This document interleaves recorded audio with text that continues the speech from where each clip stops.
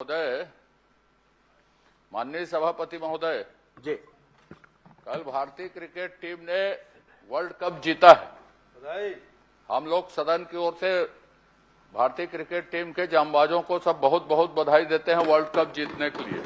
चलिए आपका मैं स्वीकार करता हूं, मगर आप ये भी स्वीकार कर लिए कि कर लीजिए कि जो सैमसन था वो मलयालवी केरल का आदमी है और उसी केरल के नन यहाँ आए थे तो आपके लोगों ने उसके साथ पीटा था, तो उसको भी थोड़ा शर्म डालते हुए करिएगा।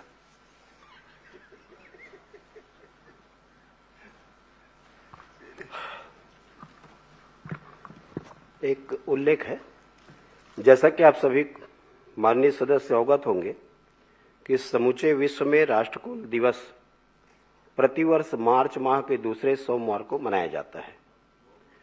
तदनुसार आज सोमवार दिनांक 9 मार्च 2026 को राष्ट्रकुल दिवस पर राष्ट्रकुल देशों ने एक समृद्ध राष्ट्रमंडल हेतु एकजुटता से अवसरों की खोज को राष्ट्रकुल दिवस का विषय निर्धारित किया है।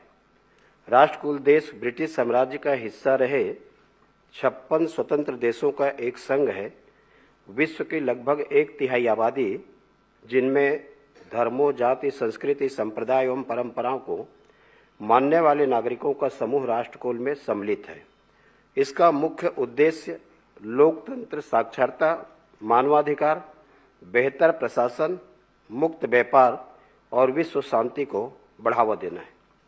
आइए हम सब राष्ट्रकुल दिवस का विषय एक समृद्ध राष्ट्रमंडल हेतु एकजुटता के अवसरों की खोज को मूल मंत्र मानते हुए इस अवसर पर राष्ट्रकुल परिवार के 56 देशों के लक्ष्यों को प्राप्त करने के साथ जलवायु परिवर्तन, पर्यावरण प्रदूषण, असमानता, आतंकवाद जैसी गंभीर चुनौतियों का समाधान खोजने और सभी देशों के मध्य शांतिपूर्ण एवं खुशहाल वातावरण तैयार करने का संकल्प ले। आप सभी सम्मानीय सदस्यों को पुनश्च राष्ट्रकुल दिवस की हार्दिक बधाई एवं शुभकामनाएं। प्रश्नकाल श्री बघेल लखेश्वर जी।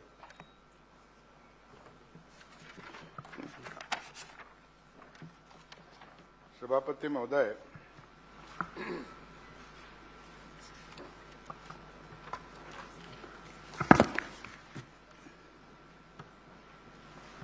मैंने धान खरीदी के संबंध में प्रश्न लगाया था और मंत्री जी का जवाब आया है, लेकिन आपके माध्यम से मंत्री जी से जानना चाहूँगा कि आपने तो धान खरीदी और उठाव के संबंध में जानकारी प्रपत्र में दी है, लेकिन एक शब्द ये उल्लेख किया है कि प्रथम और द्वितीय किस्त में दान जमा किए जाने से संबंधित को औचित्य नहीं है, ऐसा आपने उल्लेख किया है। आपने धान खरीदी कब शुरू किया और धान खरीदी कब और दूसरे किस्त में आपने बढ़ाया, थोड़ा उल्लेख करेंगे।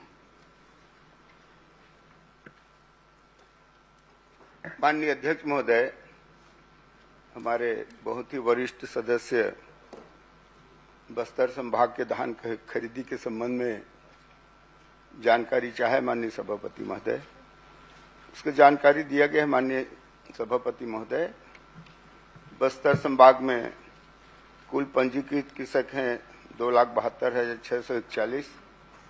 धान बेचने वाले कृषक है 2,28,029। माननीय सभापति महोदय, कुल उपार्जित धान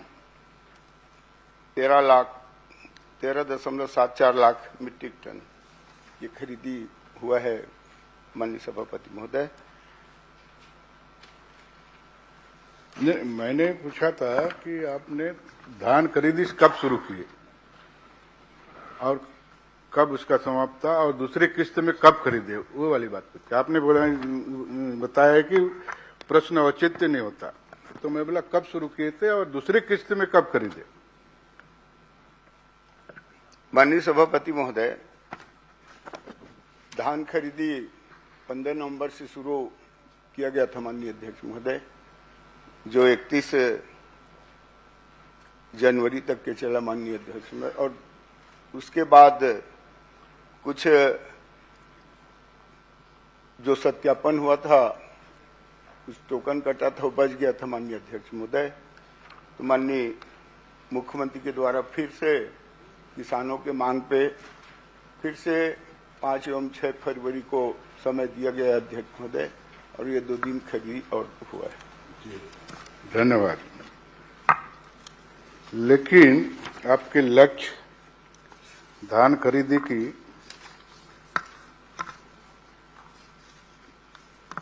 क्या था? आपने कितने किसानों का धान खरीदा है उसमें संबंध में तो उल्लेख किया है, लेकिन हमारे बस्तर संभाग के 44,000 से अधिक किसानों का धान खरीदी नहीं हुआ।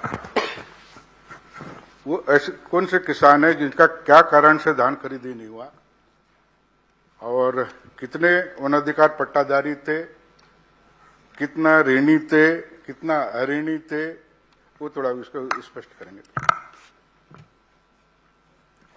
माननीय सभापति महोदय, जितने किसान के द्वारा धान खरीदी केंद्र में धान लाया गया सभापति महोदय, उनका धान हम खरीदे हैं माननीय सभापति महोदय। और माननीय हमारे वरिष्ठ विधायक जी पूछ रहे हैं कि ये 44,612 ये जो किसान है, ये लोग धान नहीं बेचे हैं। तो मैं बताना चाहूंगा माननीय सभापति महोदय, ये जो किसान हैं धान खरीदी केंद्र पे धान ही नहीं लाए हैं माननीय सभापति महोदय। ये सभापति महोदय, जो किसान कर्जा लिया है और वो किसान धान नहीं ले जाएगा, आपकी लचर व्यवस्था के कारण से आप तो दुनिया भर, एक तो आपने कहा है किसानों से 21 कुंटल धान खरीदेंगे और 3100 रुपया देंगे, तो दुनिया भर के प्रपंच करने की क्या जरूरत है? कैरी फॉरवर्ड चाहिए, है ना? आप उसका सत्यापन करना है, उसको दुनिया भर का नाटक करके किसान को आप बरगलाए। अब कम एक किसान 10-10, 15-15 बार तहसील कार्यालय में, एसडीएम कार्यालय में, कलेक्टर में, फूड विभाग में चक्कर काटता रहा, लेकिन उस किसानों का ना आप धान खरीदे, ना स्पष्ट कोई करेंगे नहीं। सबसे बड़ी बात सभापति महोदय, एक तो धान खरीदी की समझिए, जितना लचर, प्रश्न करिए ना जी। प्रश्न ही है, प्रश्न करिए। प्रश्न ही है सर, आपका संरक्षण चाहिए। धान खरीदी मामला गंभीर है और सबसे बड़ा घोटाला ये धान खरीदी में हो रहा है, पिछले साल का हो चाहे अभी साल का हो। अभी तक कोई ईंट खरीद रहा है, कोई गिट्टी खरीद रहा है, कोई मुरुम खरीद रहा है, कोई पानी डाल रहा है, देख तो रहे हैं। उस बारे में पूरा सदन जानना चाहती है, पूरा किसान भी जानना चाहती है। मेरे को थोड़ा संरक्षण चाहिए आपका, मैं विस्तृत मंत्री जी से जवाब चाहूंगा, है ना? तो आपने कहा कि कोई किसान धान खरीदने नहीं आए, बेचने ही नहीं आए, भटकता रहा किसान। आपने इतना नियम कानून बना दिया था कि उस नियम कानून समय पे आपने पालन नहीं कराया। एक तो किसान को जारी नहीं किया, पिछले साल पंजीयन किया किसान, उसके आधार पे वो किसान अगले साल बेचना चाहता है। आप क्या है प्रश्न नहीं कर रहे हैं? प्रश्न नहीं है सर, यही को स्पष्ट करें। सीधा सीधा प्रश्न करिए ना, प्रश्नकाल में यही होता है। प्रश्न नहीं कर रहा हूं मैं, तो आपने मैं ये जानना चाहता हूं कितने किसान जो वनाधिकार पट्टाधारी है और कितने किसान ऋणी है और कितने अऋणी है, वो थोड़ा संख्या बता देंगे। चलिए। माननीय सभापति महोदय, इसमें माननीय हमारे वरिष्ठ विधायक जी के द्वारा वन पट्टा के संबंध में जानकारी नहीं चाहिए गया माननीय सभापति महोदय, ऐसा कुछ है तो वन पट्टा के संबंध में। और दूसरा माननीय सभापति, मैं कहना चाहता हूं, जो भी किसान पंजीयन कराते हैं 100% धान नहीं बिकता माननीय अध्यक्ष महोदय। मैं पूरा आप लोगों के कार्यकाल का भी बताना चाहता हूं कि 100% जितना पंजीयन होता है उतना धान कोई भी वर्ष नहीं बिका है माननीय सभापति महोदय। कहो तो मैं पूरा विस्तार पूर्वक जानकारी दे देता हूं। और जो धान बेचने आए हैं खरीदी के उसका धान खरीदे हैं माननीय सभापति महोदय। और चाहे तो मैं बता देता हूँ माननीय अध्यक्ष महोदय, जैसे कि 18-19 में कुल पंजीकृत किसान थे, नहीं वही तो मैं बता रहा हूँ, आपके कार्यकाल में भी हमारे कार्यकाल में क्या उसी को ही रखते रहेंगे क्या? कितना साल तक कोई चाहे सरकार आप माननीय मंत्री जी पहले प्रश्न है माननीय सदस्य का, जो आसंदी से व्यवस्था दी गई कि ये बताइए कि कितने किसान ऋणी हैं जिसका धान नहीं पट पाया, कितने अऋणी हैं और कितने वन अधिकार पट्टा वाले हैं। बस इतना ही तो आपसे पूछा गया है। आप तो 18-19 में चले गए।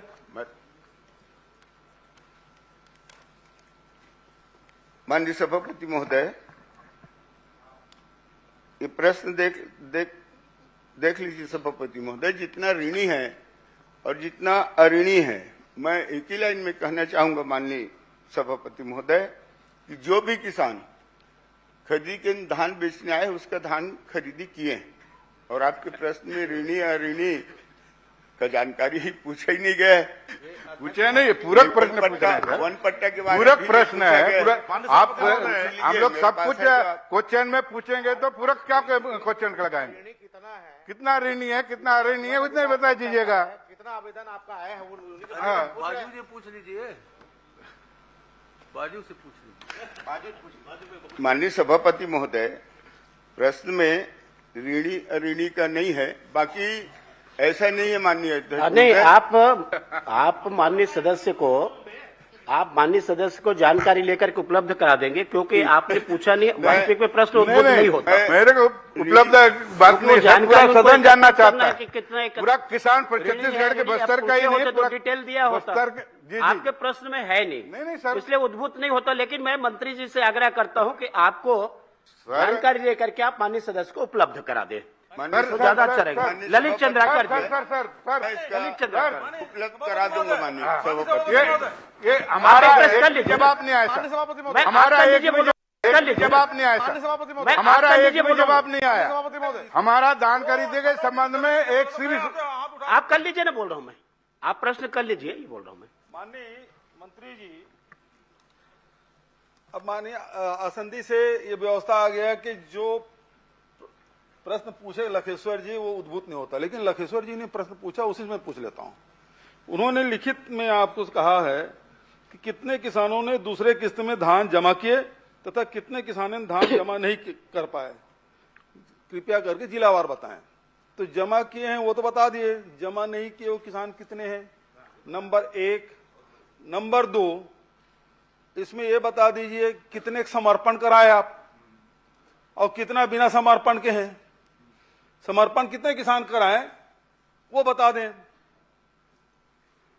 माननीय सभापति महोदय, बहुत ही वरिष्ठ सदस्य हैं, हमारे वरिष्ठ नेता हैं।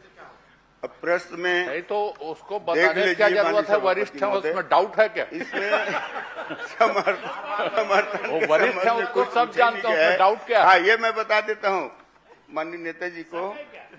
ये जो है 25-26 में बस्तर में 9,606 किसान जो है ये धान नहीं बेचे हैं। बीजापुर में 2,862, दंतेवाड़ा में 6,412, कांकेर में 9,457, कोंडागांव में 7,734, नारायणपुर में 4,257 और सुकमा में 4,284। इस तरह कुल 44,612 किसान हैं माननीय सभापति महोदय। ये लोग धान बेचने के लिए धान खरीदी के अंदर उपस्थिति नहीं आए ही नहीं है माननीय सभापति। माननीय सभापति महोदय, समर्पण कितने कराए? मैं तो पूरा दान अपना समर्पण कितने लोग किए? दिया नहीं गया है। कितने किसानों से जबरिया समर्पण कराए? ज्यादा किसान है तो कर्जा लिए कम से कम 3,000 किसान जबरिया बेच पाए। समर्पण कराए। सब लिखा है सर। माननीय सभापति महोदय, माननीय सभापति महोदय, इस प्रश्न में पूछा ही नहीं गया माननीय अध्यक्ष महोदय समर्पण के संबंध में। हाँ ना, भी आप देख लीजिए, पढ़ के देख लीजिए। उठाव की स्थिति पूछा है और धान के सभा- संबंध में जानकारी दिया और कितने किसान ने सभापति बेचा है, महोदय, उसका हमने भी मैं कितना जानकारी दे रहा हूं। किसानों की संख्या दी है।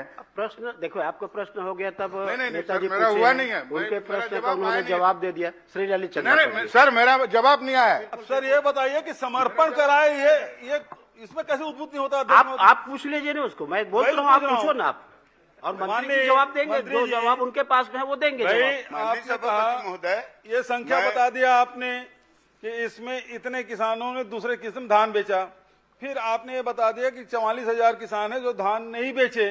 अब सवाल ये मेरा यही है कि उसमें कितने किसान समर्पण आपने कराया, कितने आवेदन आए, कितना जबरिया कराए, और उसमें कितने किसान का ऋण अभी बचा हुआ है?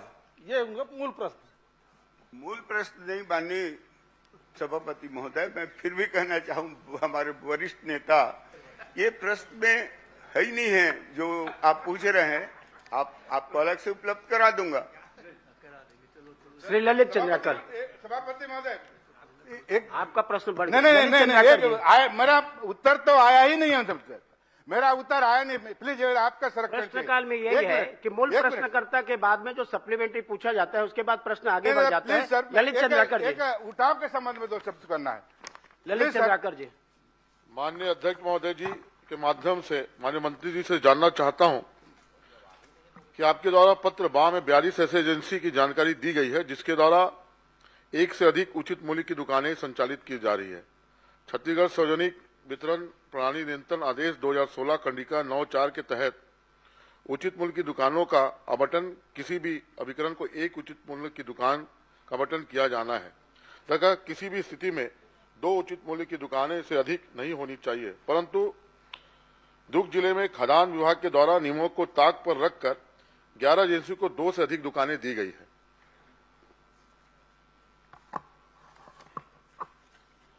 माननीय मंत्री से यहाँ बताने का कष्ट करेंगे कि उक्त दुकानों का भंडारण की क्या व्यवस्था है, आवासीय प्रयोजन के लिए उपयोग किए जाने वाले भवनों में कितने उचित मूल्य की दुकानें संचालित है, उक्त दुकानों में भंडारण की क्या व्यवस्था है। जानकारी माननीय मंत्री से आग्रह है कि नियमों के विपरीत 2 राशन दुकानों के अधिक से संचालन करने वाले एजेंसियों का राशन दुकानें तत्काल निरस्त करने की घोषणा करें एवं सभी अधिकारियों पर कार्रवाई करें। और जो जानकारी मुझे दिया गया है उससे भी अतिरिक्त 6 दुकान भी और अधिक इन लोग 6 दुकानें चला रहे हैं, लोग 2 से अधिक दुकानें चला रहे हैं।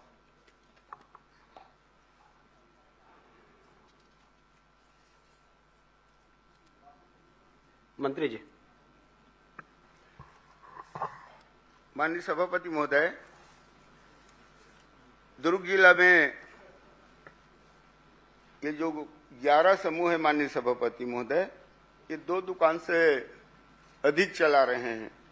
मैं बताना चाहूंगा माननीय सभापति महोदय, ये संलग्न भी होता है माननीय अध्यक्ष महोदय। जैसे कोई शिकायत आ गया या कभी जांच में उस दुकान में गड़बड़ी पाया जाता है तो दुकान को निरस्त करके कोई पास की दुकान में संलग्न कर दिया जाता है माननीय सभापति महोदय। उसी प्रकार से संलग्न किया गया है। ये ऐसे 11 समूह है। कहो तो मैं विधायक जी को पढ़ के बता देता हूँ। पहला माँ लक्ष्मी महिला स्व सहायता समूह, इसका कुल दुकान है 1, उसमें संलग्न किया गया है 2, कुल मिलाकर के 3 दुकान चल रहा है। नारी जागृति महिला स्व सहायता समूह है, इसका मूल दुकान है 1, उसमें 2 संलग्न है। दुर्गा दीदी बैंक मूल दुकान 2 है, उसमें 1 संलग्न है। नव साक्षर दीदी बैंक मूल दुकान 3 है, उसमें संलग्न नहीं हुआ है। पवित्र महिला मंडल मूल दुकान 3 है, उसमें 1 दुकान संलग्न किया गया है माननीय सभापति महोदय। इसी प्रकार कुल माँ लक्ष्मी दीदी बैंक है, कुल दुकान 3 है, इसमें भी संलग्न नहीं हुआ है। आधुनिक जागृति महिला स्व सहायता समूह मूल दुकान 1 है, उसमें 2 दुकान संलग्न है। माननीय सभापति महोदय, ये नारायणी मांत्रे महिला स्व सहायता समूह, इसका मूल दुकान 1 है, उसमें 3 दुकान संलग्न किया गया, ये कुल 4 दुकान चला रही है। काली माई महिला स्व सहायता समूह मूल दुकान 1 है, उसमें 2 दुकान संलग्न है। नवजन कल्याण महिला स्व सहायता समूह मूल दुकान 1 है, उसमें 2 संलग्न हुआ है माननीय सभापति महोदय। इस तरह से एक कुल 11 दुकान हैं, एक दुकान उसमें और है कनक महिला स्व सहायता समूह, कुल दुकान एक है, उसमें 2 दुकान संलग्न किए गए हैं। इस तरह 11 दुकान है माननीय सभापति महोदय, जिसमें 2 से अधिक दुकान है चला रहे हैं। माननीय सभापति जी, माननीय मंत्री जी से मैं जानना चाह रहा था कि 11 दुकान की जानकारी इसमें दिए है, लेकिन 11 दुकान से भी अधिक दुकानें वहां संचालित है, जबकि वो नियम के विरुद्ध है। क्या उस पर कार्रवाई करेंगे क्या मंत्री जी? क्या है माननीय सभापति महोदय, वैसे 2 दुकान चलाने के बारे में मैं आदरणीय विधायक जी को बताया हूं, और कुछ दुकान जो है 2 से अधिक दुकान चला रहे हैं। मैं माननीय सभापति महोदय इसका मैं परीक्षण करा लेता हूं, और जहां जहां आवश्यकता है वहां नए दुकान आवंटन की प्रक्रिया के लिए अधिकारियों को निर्देश करता हूं। माननीय सभापति, मैं माननीय अध्यक्ष महोदय आपसे माध्यम से जानकारी चाहता हूं, क्या जो गलत आवंटन हो क्या उस पर कार्रवाई करेंगे क्या मंत्री जी? माननीय सभापति महोदय, ये 2 से अधिक दुकान के संबंध में मैं बता दिया, और जो गलत आवंटन है वैसे बताया, जो आवंटन है और उसमें जो संलग्न किया जाता है, तो संलग्न तो विशेष परिस्थिति में किया जाता है। माननीय सभापति महोदय, अगर कोई दुकान को हम निलंबित करते हैं तो कोई दुकान पे उसको संलग्न कर देते हैं। इस तरह ऐसा कोई भी दुकान है तो आप बता दीजिए, दे दीजिए उसको, मैं आप पर्टिकुलर दे दो ना लिख करके। मेरे पास जानकारी है, मैं मंत्री जी को दूंगा। श्री कवासी लकमा, और प्रश्न है महोदय जी? और प्रश्न है, जल्दी करें। छत्तीसगढ़ सार्वजनिक वितरण प्रणाली नियंत्रण आदेश 2016 की खंडिका 9 अनुसार उचित मूल्य की दुकानें का आवंटन ऐसे अन्य सरकारी समितियों महिला स्व सहायता समूह को किया जाएगा जो आवेदन पत्र होने की तारीख के कम से कम 3 माह पंजीयन एवं कार्यरत हो तथा जिसे सामाजिक आर्थिक क्षेत्र में कार्य करने का अनुभव हो, उल्लेखित हो। किंतु दुर्ग जिला में नियम विरुद्ध वंदना स्व सहायता समूह का पंजीयन 2025 में हुआ है और दुकान का आवंटन पंजीयन तिथि 4 वर्ष पूर्व 2021 में किस नियम के तहत आवंटित किया गया है, इसकी उचित स्तरीय जांच कराई जाए तथा नियम विरुद्ध आवंटित दुकान को तत्काल निरस्त किया जाए तथा दोषी अधिकारियों के विरुद्ध कार्रवाई किया जाए। मैं माननीय सभापति महोदय, मैं विधायक जी से अभी भी बोल रहा हूं कि वो दुकान का नाम दे देंगे, मैं उसको दिखा। श्री कवासी लकमा। माननीय अध्यक्ष महोदय, हमारा बस्तर संभाग में पहला क्वेश्चन था, उसी प्रकार का फिर मेरा भी क्वेश्चन है। वो बस्तर संभाग का था, मेरा 5 जिला का था। स्वयं इसी प्रकार जो क्वेश्चन उत्तर दिए दोनों का मिला जुला, मैं आपसे माध्यम से मंत्री जी से जानना चाहता हूं। बस्तर आदिवासी जिला है, आदिवासी छत्तीसगढ़ में मुख्यमंत्री है। हमारे इतना आदिवासी लोगों का दान खरीदी क्यों नहीं हुआ? पंजीयन होने के बाद क्यों उन लोगों का दान खरीदी नहीं हुआ? पहला क्वेश्चन है। और आपके बाद दूसरा क्वेश्चन तो पूछ ही लूंगा, लेकिन अध्यक्ष जी कर्जा लिए थे, लोग केसीसी लोन लिए थे, बेटी का शादी करना है, विवाह करना है, ये घर बना रहे हैं, वो कुछ से वो नहीं पा रहा है दान खरीदी नहीं होने के कारण। इसलिए मैं पहले मंत्री जी से ही जानना चाहता हूं कि 5 जिला में 32,200 चिल्लर किसान का दान खरीदी क्यों नहीं किया, वो बताएं।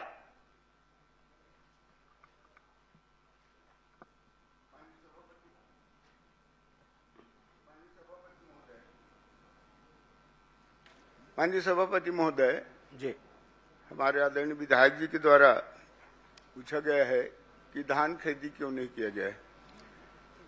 मैं वही कहना चाहूंगा माननीय सभापति महोदय, जो किसान धान खरीदी केंद्र पे धान लेकर आए उसका धान हम खरीदे, और धान नहीं खरीदे गया है यह कहना उचित नहीं। माननीय सभापति महोदय, हम किसानों का जो खरीदी केंद्र तक के धान लेकर के आए उसका धान खरीदी किए। सभापति जी, मैं मंत्री जी से जानना चाहता हूं, 700 चिल्लर किसान टोकन जारी हुआ था, और टोकन जारी होने के बाद भी उनका दान खरीदी नहीं किया गया, और 32,200 किसान जो धान खरीदी पंजीयन किया था उनका भी धान खरीदी नहीं हुआ। इसलिए मैं तो छोटा सा क्वेश्चन पूछा हूं, कारण क्या है? ये लोग मतलब पंजीयन भी किया और गिरदावरी भी हुआ, उसके बाद धान खरीदी क्यों नहीं हुआ? कितना बार बस्तर के लोग हड़ताल चक्का जाम हड़ताल करने के बाद भी धान खरीदी नहीं होने से अब आंध्र प्रदेश में उड़ीसा में दूसरा साल अपने धान बेच रहा है। और मेरा 32,000 किसान में 206 करोड़ रुपया उन लोगों को मिलना था। 206 करोड़, और उसका भर्ती कौन करेगा? उन लोग आशा भरे आपके बड़े बड़े घोषणा पत्र में लिखे थे हम नगद पैसा देंगे, पंचायत में खरीदी करेंगे, ये करेंगे वो करेंगे।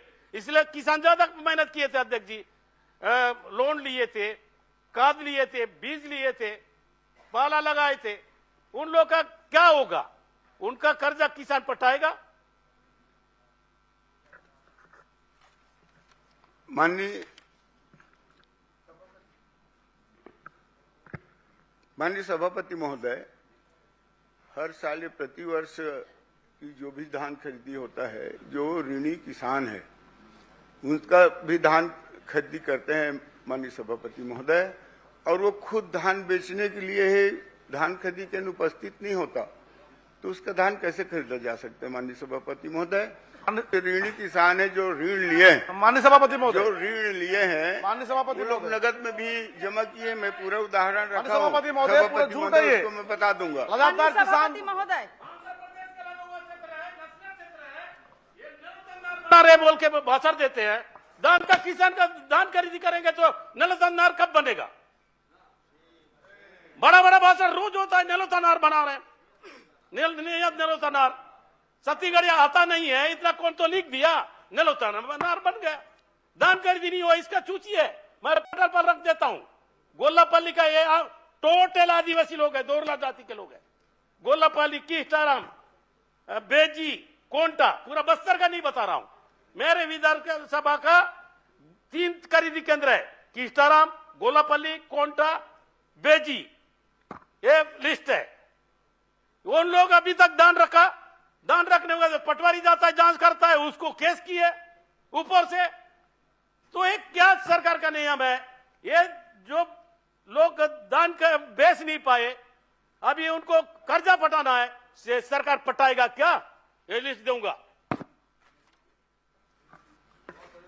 माननीय सभापति महोदय, जो कृषि ऋण लेता है माननीय सभापति महोदय, उसका भी हम धान खरीदे हैं, और वो बेचने ही खरीदी के अंदर नहीं आ रहा है, तो उसका धान कैसे खरीदा जा सकता है? माननीय सभापति महोदय, धान जो है बैंक में बाहर नगद है। मेरे पास उदाहरण है माननीय सभापति महोदय, मेरे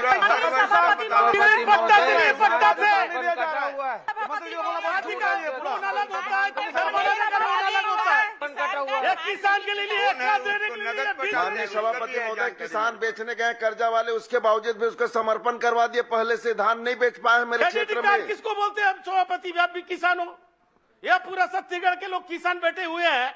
क्रेडिट किसको लेते हैं? जो किसान है, पट्टा लेके देते हैं, पट्टा।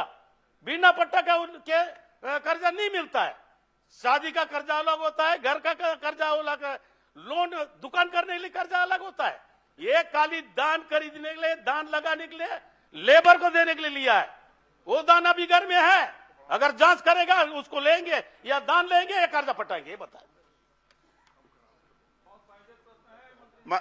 माननीय सभापति महोदय, मैं कहना चाहूंगा, जो बस्तर में जो 5 जिला बता रहे हैं, पिछले कार्यकाल से इस साल दुगुना धान खरीदी हुआ है माननीय सभापति महोदय। उसके बाद बोलते हैं कि धान खरीद दुगुना और कहीं कहीं 3 गुना भी धान खरीदा है इस साल, और उसके बाद कहते हैं कि धान नहीं खरीदा है।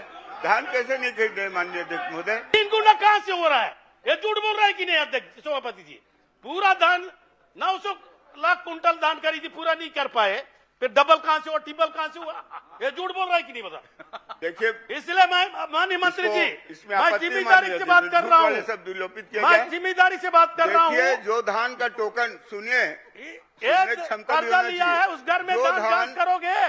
वो धान का टोकन और वो सत्यापन हुआ था, वो धान कुछ किसानों का रह गया था। उस किसान के लिए भी माननीय मुख्यमंत्री जी ने 5 फरवरी और 6 फरवरी को समय दिया है, और उस 2 दिन में जो बचा हो किसान था उसका खरीदी किया माननीय सभापति महोदय। और यह कहना गलत है कि धान खरीदी नहीं हुआ है। बोलूंगा पूरा प्रदेश में जो खरीदी हुआ है, मेरे पास पूरा 5 साल का भी रिकॉर्ड है। नहीं, 5 साल का मत बताना, 5 साल के लिए मैं पूछ रहा हूँ। ये 2 दिन जो माननीय मुख्यमंत्री जो घोषणा किया था, ये 3 चौचाटी में कितना धान खरीदी किया बता, आप ही बताओ। 2 दिन जो घोषणा किए थे उसमें कितना कुंटल खरीदी हुआ? टीटाराम, गोलापल्ली, बेजी, कोंटा, इसी में बताओ, पूरा बस्तर का नहीं बता रहा। दीजिए माननीय विधायक नहीं दूंगा भाई। जी, अलग से उत्तर दे, आपके प्रश्न में है ही नहीं। नहीं, आप ही तो बोल रहे हैं 2 दिन हम बढ़ाए, धान खरीदी किए, तुम्हारा रिकॉर्ड में तो होगा। ये 3 चौचाटी में, 4 चौचाटी में 2 दिन में 2 कुंटल लिए, 10 कुंटल लिए, इतना तो होगा। जानकारी ले ले उधर से और बता दे। माननीय सभापति महोदय, मेरे विधानसभा पामगढ़ में आपके विधानसभा में अभी नहीं आएगा भाई। सेम प्रश्न है। कहाँ बस्तर का मामला, कहाँ तुम पामगढ़ में आ गए? सेम प्रश्न है सभापति। वो प्रश्न नहीं है, अभी तो बहुत अवसर मिलेगा बोलने का। मंत्री जी, अंतिम क्वेश्चन, अंतिम प्रश्न माननीय सदस्य। अध्यक्ष सभापति जी, मेरा यही क्वेश्चन है, वहां के लोग आंध्र प्रदेश से तेलंगाना के पास के लोग हैं, वो नस्लट क्षेत्र के लोग हैं, वो बहुत मेहनत करते हैं। खेती आंध्रा में ज्यादा होता है, तेलंगाना में ज्यादा होता है, बॉर्डर एरिया है। उन लोग इतना कर्जा लिए, एक ही सोसाइटी में 20,000 लोग कर्जा लिए, कीस्टाराम, गोलापल्ली, उन लोग इतना पर्सन है। मैं इतना क्वेश्चन कर रहा हूं कि या तो दान बच्चा वाला खरीद ले या उनका कर्जा माफ कर दे, जिसका पट्टा से कर्जा लिए थे किसान के लिए।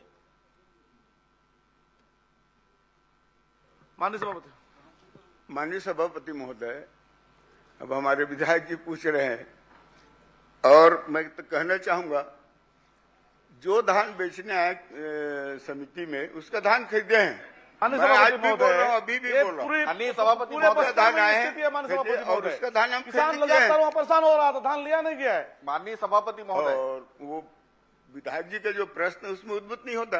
क्या पूछ रहे हैं वो? 3 गांव पूछ रहे हैं। श्रीमती विद्यावती पाँच सिद्धार्थ। गांव का है। माननीय सभापति महोदय, सबकी तरफ से मैं प्रश्न पूछ लेता हूँ सभापति महोदय।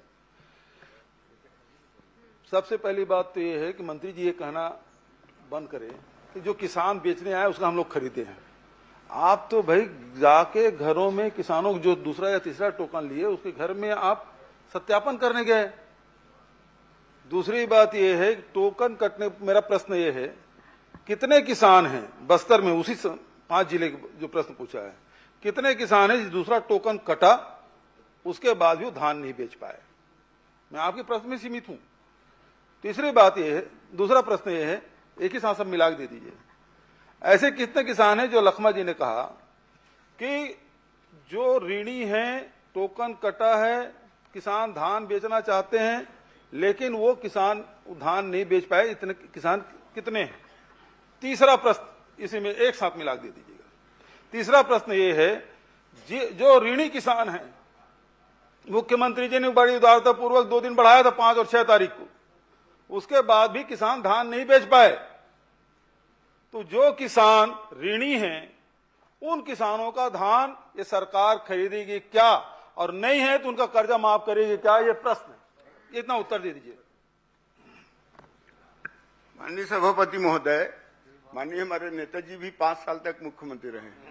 नहीं, अन्यथा मत लेंगे, आपके प्रश्न का जवाब दे रहा हूं। आपके कार्यकाल का भी रिकॉर्ड में रखा हूं। आप माननीय मंत्री अभी तो बताइए ना, आप किसान हैं, अभी तो बताइए, आपके कार्यकाल का भी है। आप भी धान, ऋणी किसान का धान खरीदे भी थे और नहीं भी खरीदे थे कुछ लोगों का। जिसका धान तो बताइए आप, अभी थे उसका कर्ज माफ किए क्या? तो सीधा सीधा माननीय सभापति महोदय, क्या है जो धान बेचना है उसी धान खरीदे हैं सभापति महोदय, और जो तो सीधा सीधा उत्तर दीजिए कि वो किसान धान बेचना चाहते हैं, आप बेचा है वो भी। अरे बेचना, अभी जिनका ऋण नहीं पटा है और वो बेचना चाहते उसके पास धान है तो उसका धान खरीदेंगे क्या? श्रीमती विद्यावती सिद्धार्थ। सभापति महोदय जी, किसानों को धोखा देना बंद करो।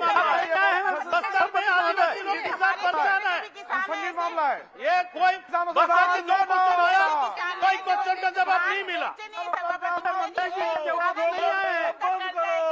करो, बंद करो। किसानों को धोखा देना बंद करो, बंद करो, बंद करो। आपके उत्तर से हम लोग संतुष्ट नहीं हैं। किसानों के साथ मैं आपके धोखाधड़ी तालमेल आपने का किया है। आप नाइंसाफी की है, इसमें बैठना नहीं क्षमता रखिए। जो भी किसान धान बेचने आए उसका धान हम खरीदते हैं। श्रीमती विद्यावती सिदार।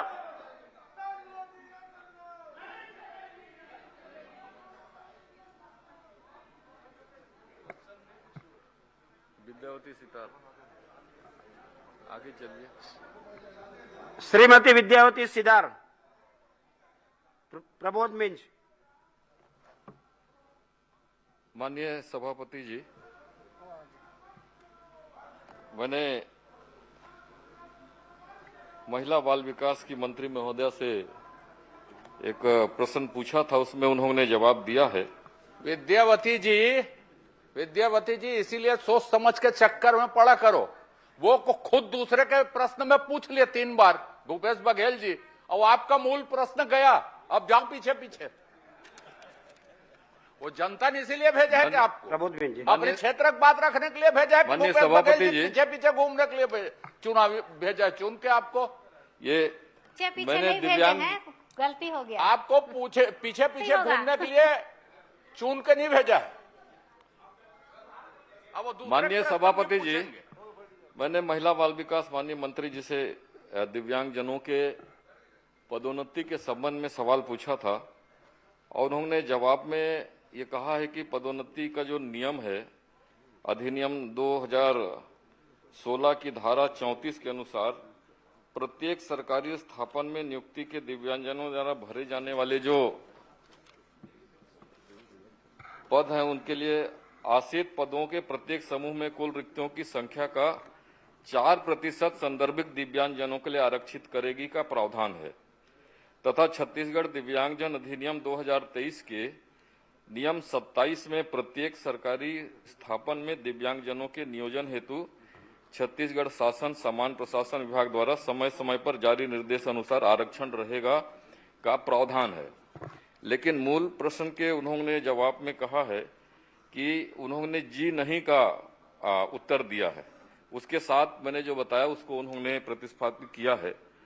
तो इस संबंध में मैं माननीय मंत्री महोदय जी से थोड़ा सा जानना चाहूंगा कि ये जो नियम अधिनियम के बारे में मैंने पूछा, उसमें दिव्यांगजनों के कल्याण के लिए जो अधिनियम और नियमों को क्रियान्वयन के लिए क्या समाज कल्याण विभाग को नोडल अधिकारी बनाया गया है क्या? उनके देखरेख के लिए, उनके बाकी पदोन्नति या और भी आरक्षण उसके संबंध में देखरेख करने के लिए?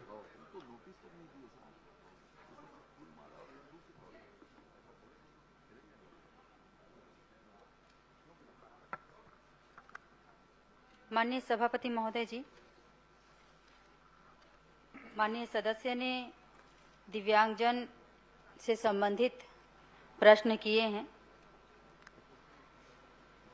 क्योंकि दिव्यांगजन ऐसे श्रेणी में आते हैं कि उनके प्रति संवेदना सभी के लिए होती है। और आंसर बताने से पहले मैं माननीय सभापति महोदय जी, माननीय सदस्य को बहुत बहुत धन्यवाद और आभार करना चाहूँगी कि पिछले बार भी उन्होंने प्रश्न दिव्यांगजन से संबंधित किए थे, उसमें पदों की चिन्हांकन के लिए, तो पदों का चिन्हांकन पूरा हो गया है माननीय सभापति महोदय जी, उसके लिए बहुत बहुत धन्यवाद। आपने प्रश्न किया और प्रश्न के बाद तत्काल संज्ञान लेते ही इसको पूरा किया हमने। माननीय सभापति महोदय जी, क्योंकि अब नियम दिव्यांगजन अधिकार अधिनियम 2016 की धारा 34 अनुसार और छत्तीसगढ़ दिव्यांग अधिकार नियम 2023 की धारा 27 के अनुसार 2016 में पदोन्नति की बात कही है, और इसमें माननीय सदस्य ने जो जानकारी चाह रहे हैं कि उन्हें नोडल हम मनाते हैं कि नहीं, यही प्रश्न है। तो माननीय सभापति महोदय जी, दिव्यांग कल्याण संबंधित नोडल विभाग समाज कल्याण है। आरक्षण निर्णय सामान्य प्रशासन विभाग द्वारा किया जाता है।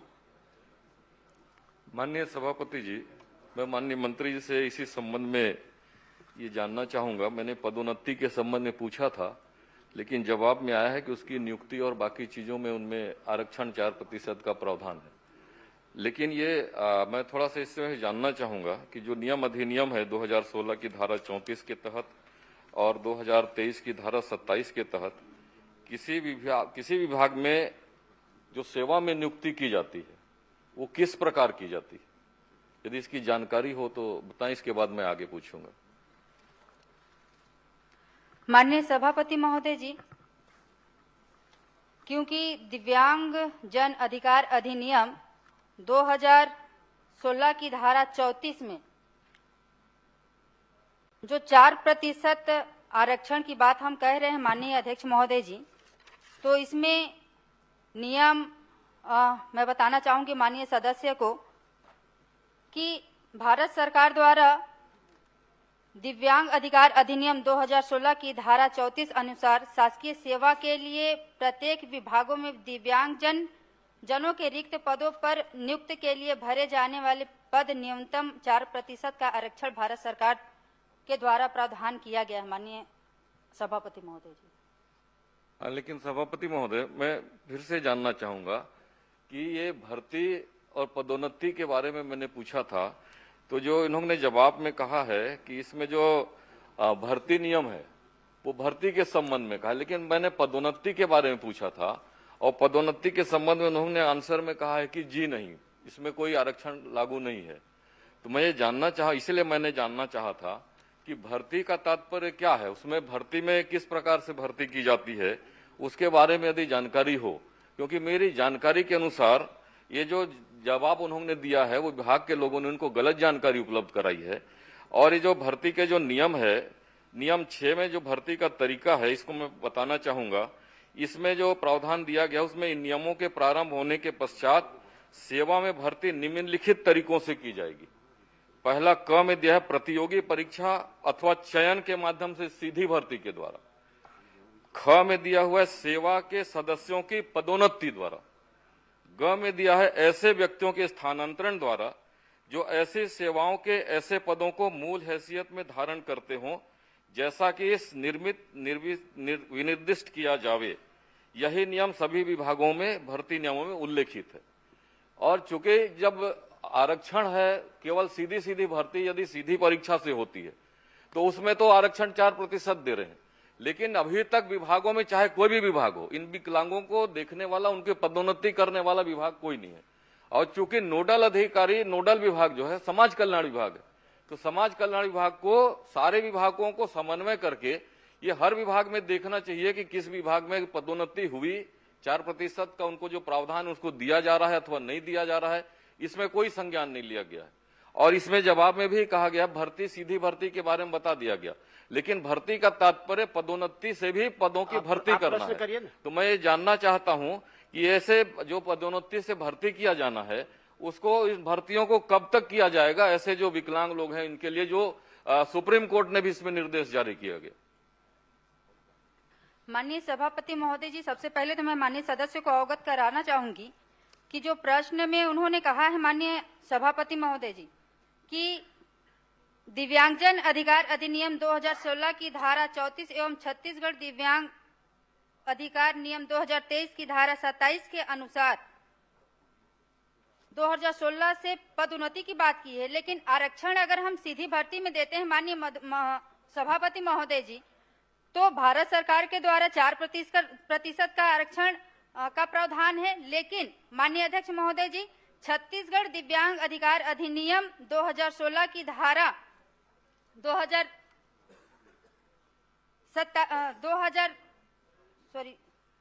माननीय सभापति महोदय जी, दिव्यांगजन अधिकार अधिनियम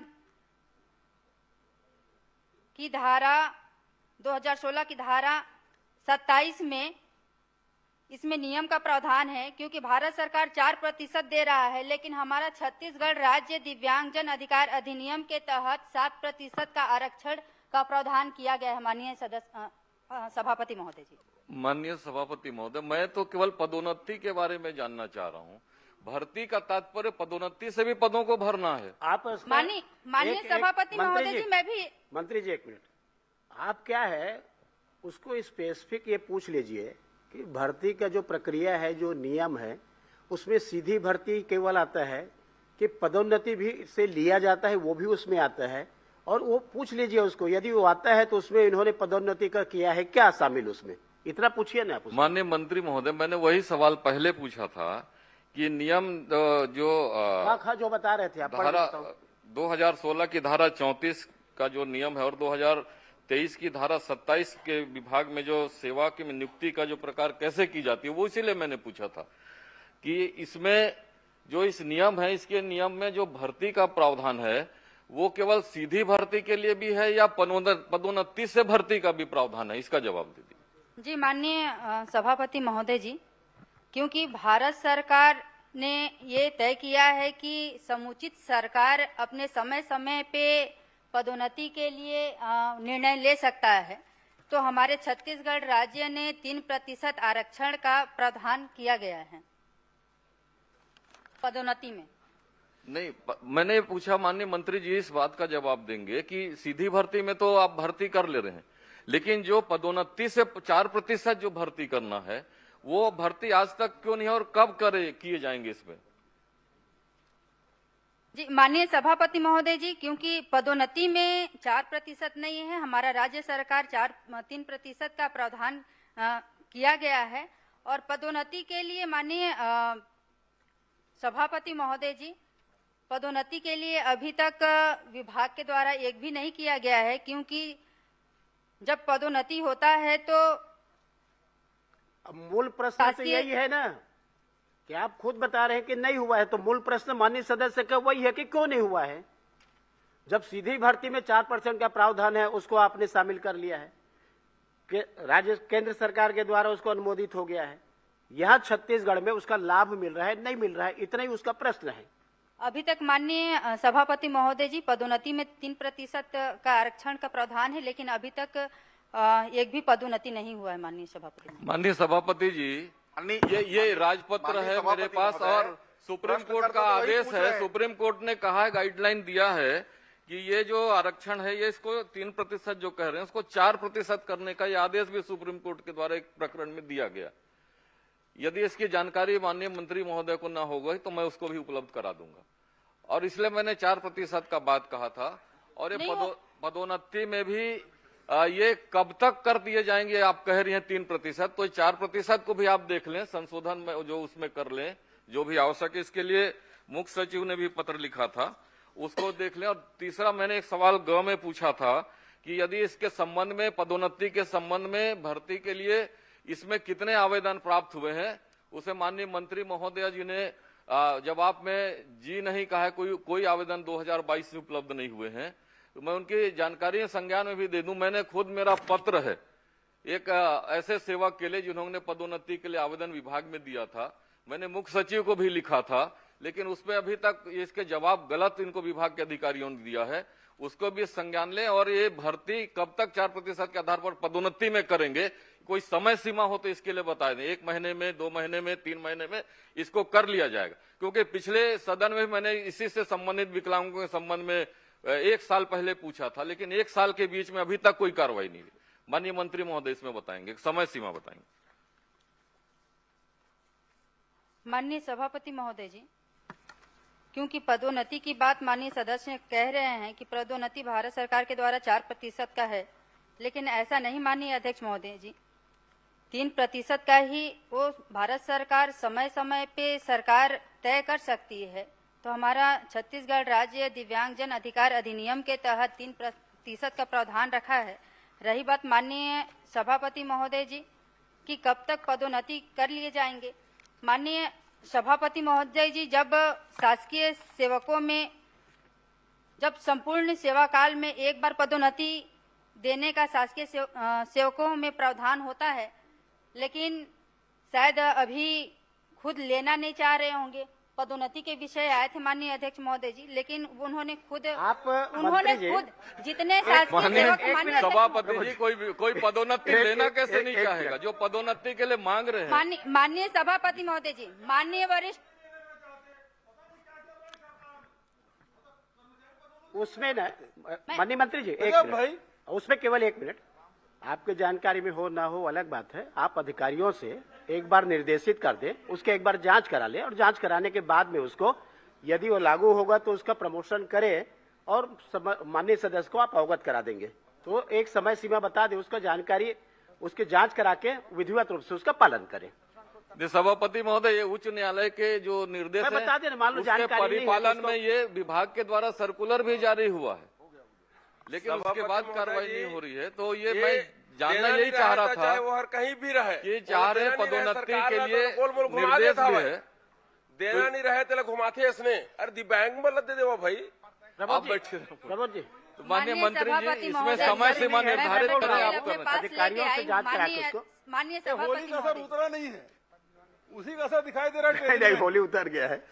माननीय सभापति महोदय जी, क्योंकि मैं इसके बारे में संज्ञान ली तो पदोन्नति एक व्यक्ति का होना था, लेकिन उन्होंने स्वयं लिखित में दे दिया कि मैं अभी पदोन्नति नहीं चाहूंगा। मैं एक व्यक्ति का नहीं बोल रहा हूँ, मैं ये बोल रहा हूँ जो नियम और शर्तें की बात है, आप अधिकारियों से उसकी जांच करा ले, जांच करा करके सदस्य को अवगत करा देंगे। लागू हो सकता है तो लागू करा देंगे। माननीय सभापति जी, मैंने इसलिए पूछा क्योंकि सारे विभागों में नोडल जो विभाग है वो समाज कल्याण विभाग है। तो समाज कल्याण विभाग संज्ञान सभी विभागों से ले, सभी विभागों में विकलांगजन नौकरी में है, कार्यरत है, लेकिन उनको ये पदोन्नति में आरक्षण नहीं मिल पा रहा। और ऐसे मेरे संज्ञान में 4-5 आवेदन है जो जानकारी में, ऐसे तो पूरे विभागों का बहुत सारे आवेदन होंगे। तो माननीय मंत्री महोदय जी इसको कब तक संज्ञान में लेंगे, कब पदोन्नति करेंगे और उसकी सूची मुझे उपलब्ध कराएंगे क्या? जी माननीय सभापति महोदय जी, इसकी सूची माननीय सदस्य को उपलब्ध कराएंगे। ठीक है, श्री चैत्रा मटावी जी। धन्यवाद सभापति महोदय। मैं जिला दंतेवाड़ा में कुपोषण की रोकथाम तथा आंगनबाड़ी भवन निर्माण कार्यकर्ता एवं सहायिका निर्माण नियुक्ति के संबंध में क्या महिला बाल विकास मंत्री महोदय बताने की कृपा करेंगे, जिला दंतेवाड़ा में वर्तमान में कितने बच्चे कुपोषण की श्रेणी में चिन्हित हैं? माननीय सभापति महोदय जी, जिले दंतेवाड़ा में माह जनवरी 2026 की स्थिति में पोषण ट्रैकर ऐप के अनुसार 0 से 6 वर्ष के कुल 5203 बच्चे कुपोषण की श्रेणी में चिन्हांकित है। माननीय सभापति महोदय। माननीय सभापति महोदय, पोषण की रोकथाम हेतु संचालित योजनाओं का लाभ सभी पात्र बच्चों तक क्यों नहीं पहुंच पा रहा है? मंत्री जी बताएंगे। माननीय सभापति महोदय जी,